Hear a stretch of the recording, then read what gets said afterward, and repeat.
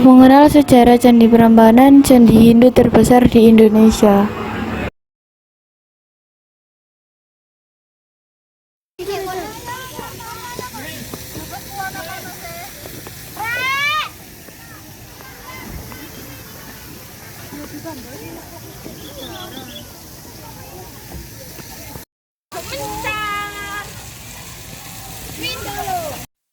Mari kita memasuki area Candi Prambanan. Kita sudah menemukan tiketnya. Mari kita masuk.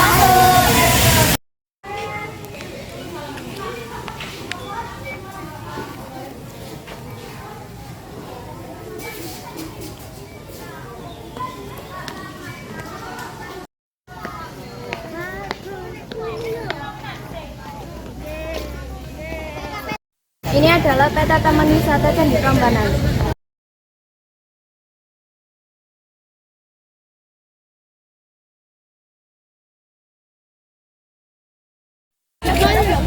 Ini adalah larangan-larangan yang tidak diperbolehkan di Candi Prambanan.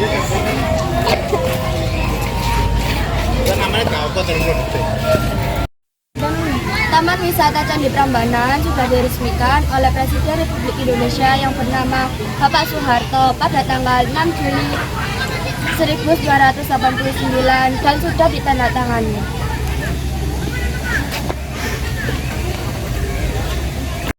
Dan kita ini mau memasuki area candinya. Hai guys, Candi Prambanannya sudah kelihatan dari sini. Mari kita masuk. Lanjut. Oke guys. Oke guys.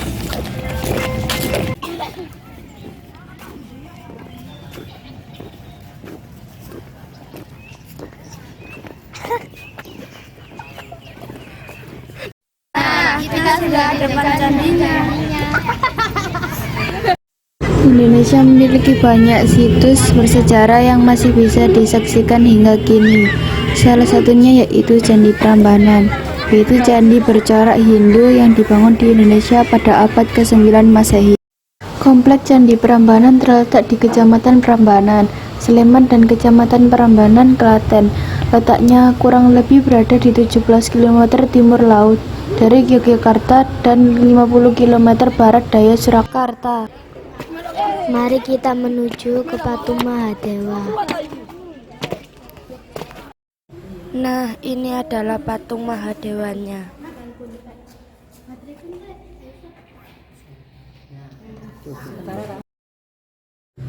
Lanjut kita akan menuju ke patung Agasatya.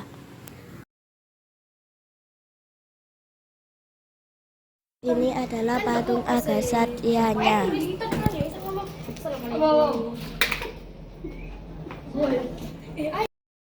Lanjut kita menuju ke patung Ganesha.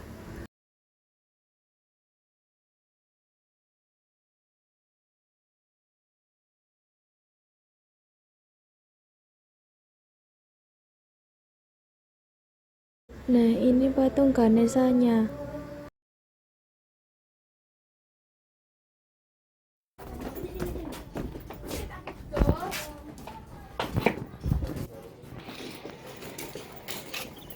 Wih, patungnya bagus banget, guys. Di sini juga ada patung Durga.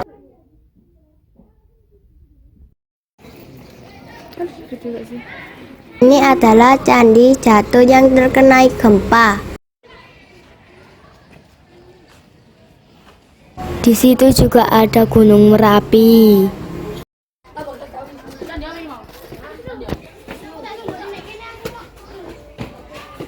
Nah, ini di sini juga ada patung Wisnu. Patung apa nih? Kita nggak tahu ini patung apa.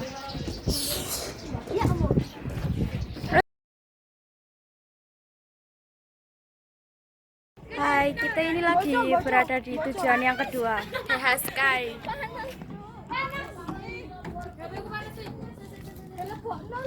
Itu juga ada resto, mari kita lihat yuk. Pemandangannya bagus banget. buat foto-foto.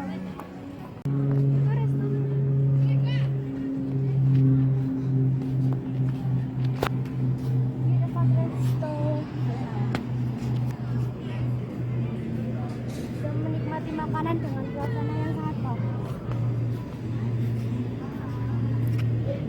Sini juga ada love look, bisa buat kata-kata, cita-cita, dan percintaan jika bisa.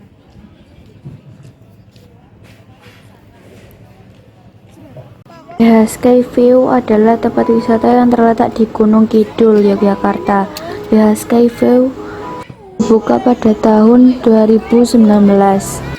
Sky sendiri diambil dari nama depan pemiliknya, yaitu Heri Zudianto dan Handoyo Mawardi. Sebenarnya Sky adalah restoran berlantai 3. Restoran ini dilengkapi taman dan beberapa spot foto. Sekarang Sky lebih dikenal sebagai lokasi wisata. Ini berisi beragam spot foto yang instagramable. Selain itu, Sky juga bisa dijadikan tempat wisata nongkrong yang kekinian.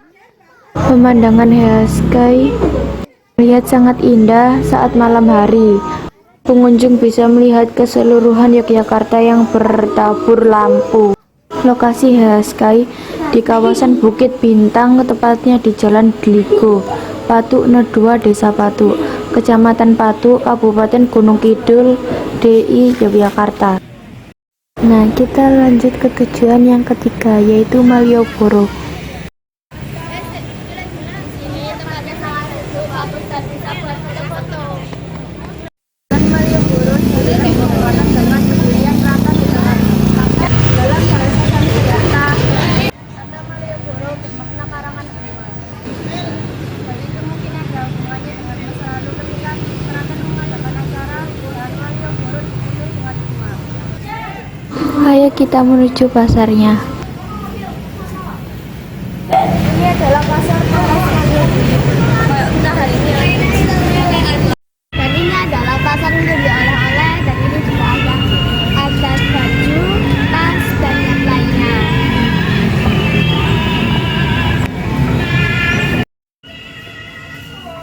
Pasarnya masih tutup, guys.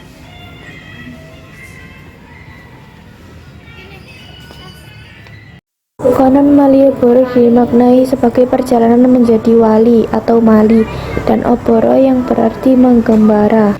Secara singkat, kawasan Malioboro yang terdiri dari dua nama jalan utama yakni Margomulyo dan Margo Utomo adalah bagian dari konsep Sangkan Paraning Dumadi atau perjalanan manusia dari lahir hingga kembali kepada Sang Pencipta.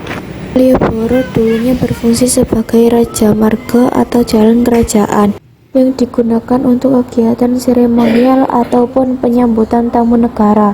Selain itu, di area Malioboro juga terdapat Kepatihan sebagai pusat pemerintahan dan Pasar Gede sebagai pusat perekonomian. Pasar Gede yang awalnya hanya tanah lapang berkembang pesat dan mendapatkan julukan pasar terindah di Jawa. Pada sekitar tahun 1870-an mulai berkembang sentra ekonomi di Yogyakarta sering terbitnya Undang-Undang Agraria. Mulai tahun tersebut, Hindia Belanda melaksanakan politik kolonial liberal atau disebut juga dengan politik pintu terbuka. Benteng Vredenburg pertama kali dibangun pada tahun 1760 atas perintah dari Sri Sultan Hamengkubuwono I, dan pihak pemerintah Belanda yang sangat itu dipimpin oleh Nicholas Harting yang menjabat sebagai Gubernur Direktur Pantai Utara Jawa. Adapun dalih awal tujuan pembangunan benteng ini adalah untuk menjaga keamanan keraton. Tetapi maksud sebenarnya dari keberadaan benteng ini adalah untuk memudahkan pengawasan pihak Belanda terhadap segala kegiatan yang dilakukan pihak keraton Yogyakarta. Pembangunan benteng pertama kali hanya mewujudkan bentuk sederhana, yaitu temboknya yang hanya berbahankan tanah. Kemudian pada masa selanjutnya, Gubernur Belanda yang bernama W.H. van Assenburg menyusunkan agar benteng ini dibangun lebih permanen dengan maksud keamanan yang lebih terjamin. Kemudian pada tahun 1767, pembangunan benteng mulai dilakukan di bawah pengawasan seorang arsitek Belanda bernama Ir Frans Haak, dan pembangunannya selesai pada tahun 1787. Setelah pembangunan selesai, benteng ini diberi nama Rustenburg, yang berarti benteng peristirahatan. Pada tahun 1867 terjadi gempa hebat di Yogyakarta dan mengakibatkan banyak bangunan yang runtuh, termasuk Rustenburg. Kemudian segera setelahnya diadakan pembangunan kembali benteng Rustenburg ini, yang kemudian namanya menjadi Friedeburg, yang berarti benteng perdamaian. Hal ini sebagai wujud simbolis manifestasi perdamaian antara pihak Belanda dan keraton. Dan di situ ada 0 km.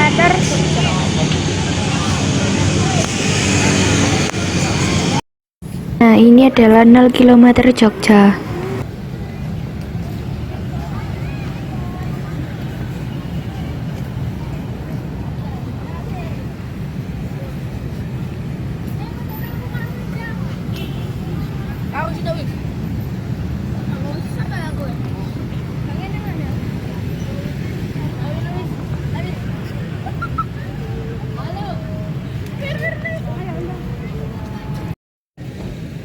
Nah, karena Museum Benteng Friedeburgnya tadi ditutup karena ada renovasi, jadi kita tidak boleh masuk. Jadi kita mau ke Museum Sono Budoyo. Dan di situ di depan kita ada pohon beringin kembar.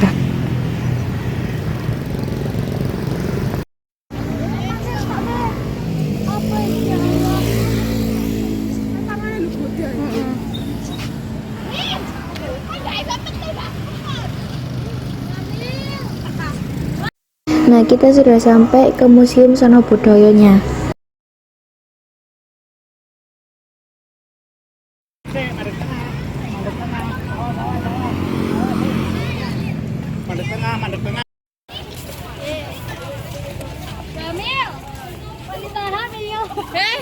Mari kita masuk ke Museum Sono Budoyonya.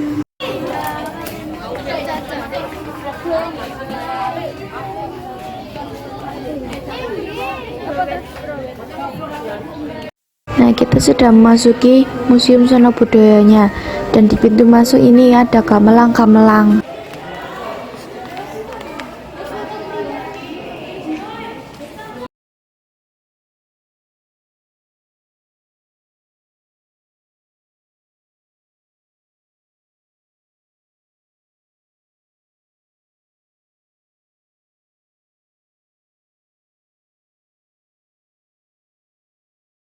Di sini ada patung Brahma, patung Wisnu, patung Acintya, dan patung Siwa. Di sini ada patung pedanda, 1 pedanda Buddha, 2 pedanda Siwa.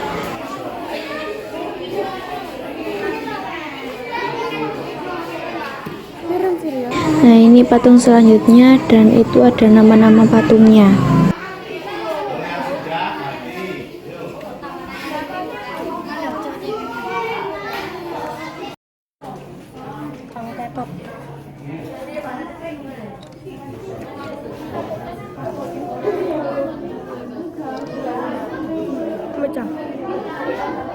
Apa buat foto? Ayo. Ini adalah patung relief singa ambara dan ular.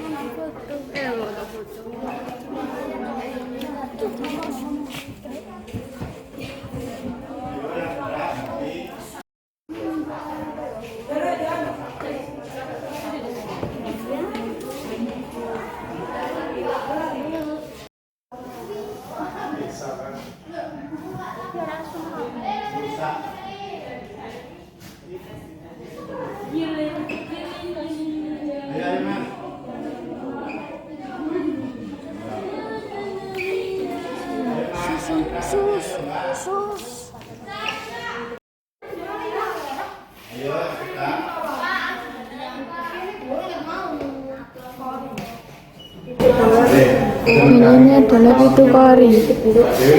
Pintu dengan bentuk bagian atas yang memiliki bentuk yang khas. Itu menggambarkan salah satu ritual keagamaan di Bali berusaha memuncak diri. Nah, kita ini lagi melewati budaya Bali.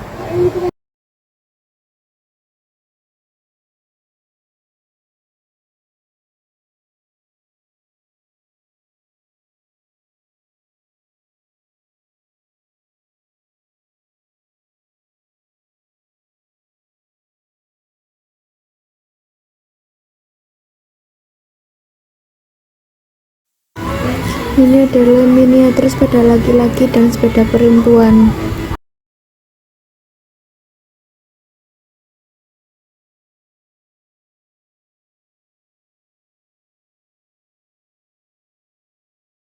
Di sini ada perjamuan dan perhelatan. Interaksi sosial dengan melibatkan penyajian makanan dan minuman dalam bentuk perjamuan dan perhelatan memegang peran sentral dalam budaya Jawa. Makanan dan minuman menjadi media untuk mengungkapkan keramahan seperti dalam menerima tamu, menjalin solidaritas sosio-spiritual seperti dalam upacara selamatan, maupun menstrukturkan kekuasaan yang dapat kita lihat dalam upacara tradisional seperti garebeg maupun makan bersama yang terpengaruh budaya Eropa lewat wastafel.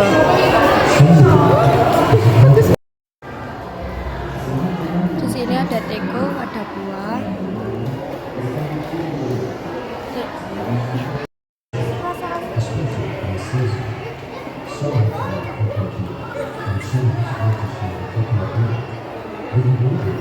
Di sini ada meja makan yang bisa menyala.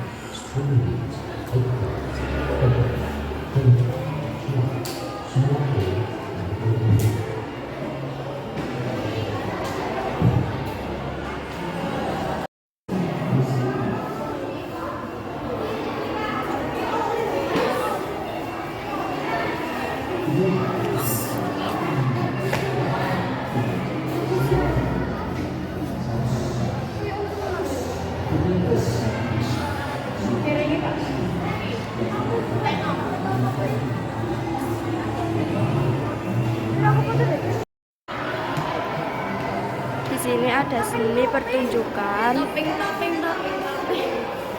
Ini siter. Dan ini gender. Sudah melewati budaya Bali, sekarang kita lagi ada di budaya seni pertunjukan Yogyakarta. Di sini ada mbak-mbak penari yang ini namanya tari bedaya dengan menggunakan selendang batik. Di sini ada wayang Sultan Agung. Di sini ada topeng-topeng, namanya topeng figur cacat. Di sini juga ada topeng-topeng, ada topeng Panji gaya Yogyakarta, ada topeng Kanji gaya Yogyakarta, Chandra Kirana, Panji Asmara Bangun, Kisah Panji. Di sini ada wayang golek menang Yogyakarta, wayang golek Purwasunda, wayang golek Panji. Ini juga ada wayang golek Wahyu.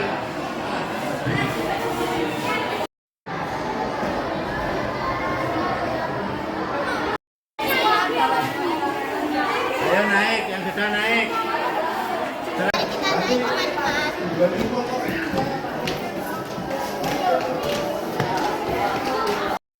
Ini ada keris Bali Luk 13, keris Luk 11.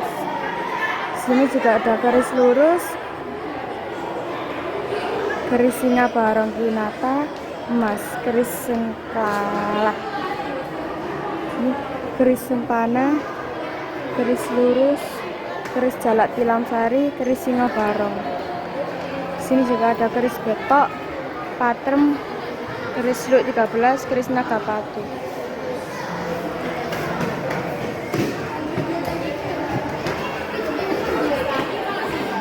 Sini ada deder.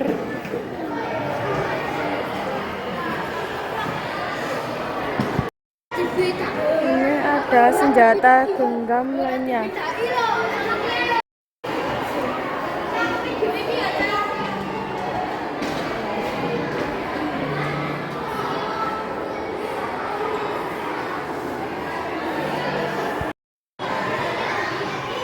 Sini ada keris kelengkapan keris. Sini ada rujukan keris dan beberapa istilah dalam dunia keris.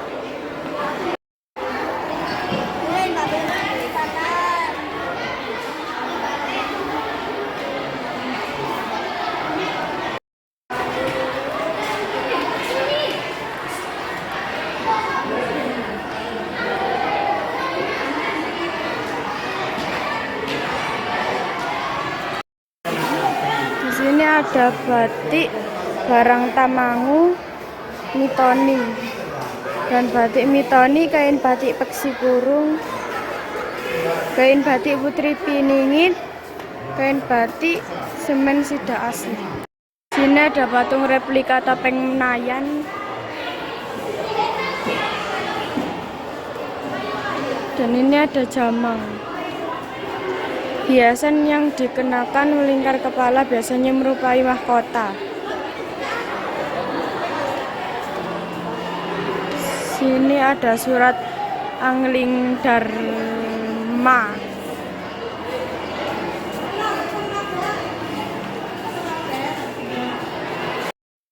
Ini ada model pembatik tulis.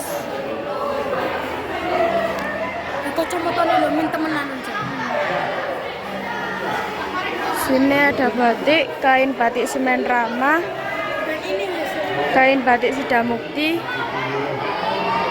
kain lurik lasem, kain batik semen Suri, kain batik Gringsing Burontoya, kain batik Parang Bareng Nagaraja dan lain-lainnya. Sini ada Wastra Busana.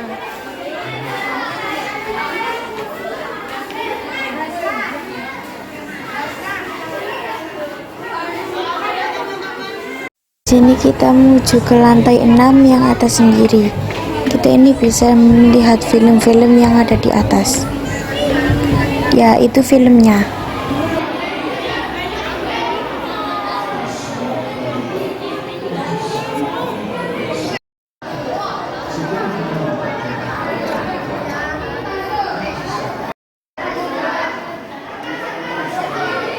Sini ada cerita rakyat.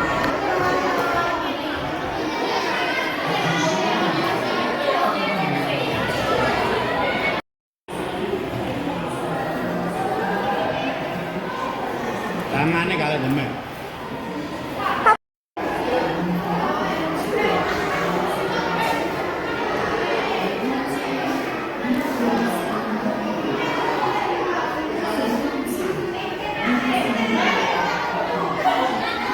Ini juga ada tembang dolanan.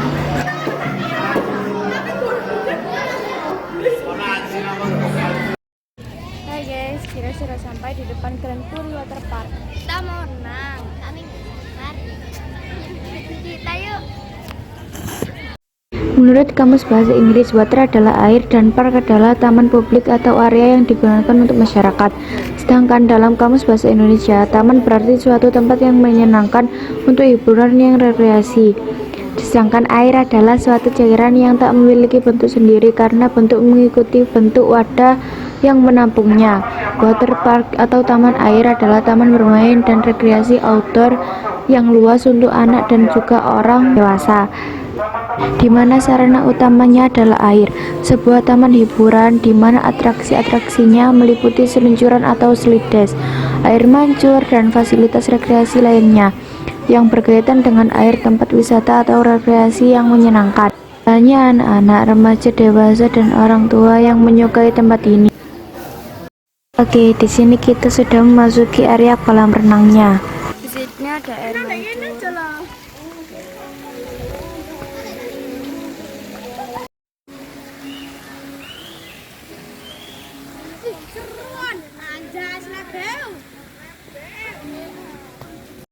Hai guys, di sini kita sudah di depan kolam renangnya. Di situ ada perusutan yang banyak, itu ada perusutan berapa meter itu? 60. Ini dia sudah tidak sabar. Seru banget guys. Sudah kita lanjut nanti ya. Kita mau renang dulu. Bye bye. Baik Halo guys, kita lagi ada di Pantai Parangtritis. Menurut sejarahnya, awal mula penamaan Pantai Parangtritis ini adalah saat seseorang pelarian dari kerajaan Majapahit yang sampai di daerah laut berombak besar. Dia bersemedi di tempat itu. Banyak air yang tumaritis atau menetes dari parang atau celah-celah batu karang. Ia pun lalu menamainya sebagai Parangtritis, atau berarti air yang menetes dari celah batu karang. Mitos kemudian berlanjut saat era Kerajaan Mataram. Raja-raja Jawa dipercaya memiliki hubungan khusus dengan sang penguasa Laut Selatan, yaitu Nyi Roro Kidul. Hubungan itu dipercayai berlangsung hingga sekarang. Bahkan bila sobat membaca artikel mengenai wisata Keraton Yogyakarta, sobat akan menemukan bahwa pembangunan keraton pun diselaraskan dengan pantai selatan. Menurut salah satu cerita, hubungan keraton serta raja-raja Jawa dengan Nyi Roro Kidul berawal dari Somedi Penambahan Senopati, sang pendiri kerajaan Mataram Islam yang saat bersemedi di Laut Selatan bertemu dengan Nyi Roro Kidul.